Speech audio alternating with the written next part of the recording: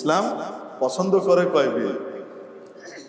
হ্যাঁ, কোনো কোনো সময় আসে, বিশেষ মুহূর্ত, বিশেষ সময়ে যখন একাধিক বিয়ে করা তখন ওয়াজিবের পর্যায়ে চলে যায়, পুরুষদের জন্য ওয়াজিবের পর্যায়ে চলে যায়। সেটা স্বাভাবিক অবস্থায় না। অনেক সময় মনে করেন যুদ্ধ হলো দেশে, যুদ্ধের কারণে বিপুল পরিমাণে পুরুষের কি হলো, শূন্যতা তৈরি হলো। অনেক বেশি নারী আমার দেশে আছে, এদের চরিত্র রক্ষা করা, এদের দায়িত্ব নেওয়া, তখন যারা নাকি সত্যিকারের কি বলে আপনার সক্ষম পুরুষ যারা আছেন, অর্থবিত্ত আল্লাহ যাদেরকে দান করেছেন, তাদের জন্য তখন জরুরি এই সমস্ত সমাজের এই দায়িত্বটা কাঁধে নেওয়া। সেটা কি স্বাভাবিক অবস্থায় না অস্বাভাবিক অবস্থায়? হ্যাঁ, এরকম কিছু অবস্থা আছে যখন নাকি ইসলাম ওটা বলে। আবার কারো কারো শারীরিক চাহিদা এবং জরুরতের কারণে অনেক সময় এমন হয় যে তার একে হয় না, আরেক দিকে তার কি করতে হবে, যেতে হবে। অনুমতি ইসলাম দিয়েছে ঠিক, কিন্তু এত কড়া শর্ত দিয়েছে, সেই শর্ত শুনলে চিত্তে ফিরে যাওয়া লাগে। এত কড়া শর্ত, একদম সমান সমান কি করতে হবে, বন্টন করতে হবে। এর বাড়িতে একটা তরমুজ পাঠাইছেন, তো ওর বাড়িতেও একটা পাঠাইতে হবে।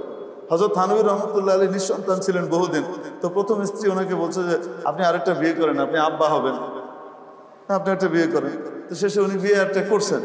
তো করার পরে ওনার যে বিপদ হয়েছে উনি নিজেই বলতেছেন।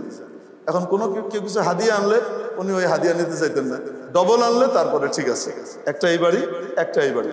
আর যদি একটা হাদিয়া হইতো আর সেটা কাটার যোগ্য হতো, তাহলে মাঝখান থেকে কেটে অর্ধেক এই বাড়িতে পাঠাও, অর্ধেক এই বাড়িতে পাঠাও।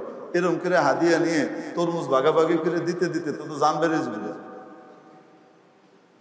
তারপরে উনি বলেন আমি আজীবন চেষ্টা করেছি পরিপূর্ণ সমতা বিধানের, কিন্তু আমার মনে হয় আমি তারপরেও ঠিক মতো পারি নাই।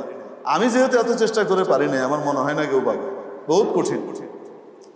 হাদিস শরীফের ভিতরে আসছে একাধিক স্ত্রী রাখার অনুমতি তো আছে ঠিক, কিন্তু সমতা এমন ভাবে বিধান করতে হবে যে দুইজনের জন্য সমান সমান ভাগ দেওয়া আছে। না হলে কিয়ামতের দিন হবে কি, তার একটা কাঁধ নিচু থাকবে, একটা কাঁধ উঁচু থাকবে। এই অবস্থায় সে কিয়ামতের দিন আসবে, গোটা হাসরবাসী বুঝবে যে বিয়ে করছিল একাধিক, কিন্তু কি করে নাই, হক ঠিক মতো আদায় করে নাই, পার্সিয়ালিটি করছে।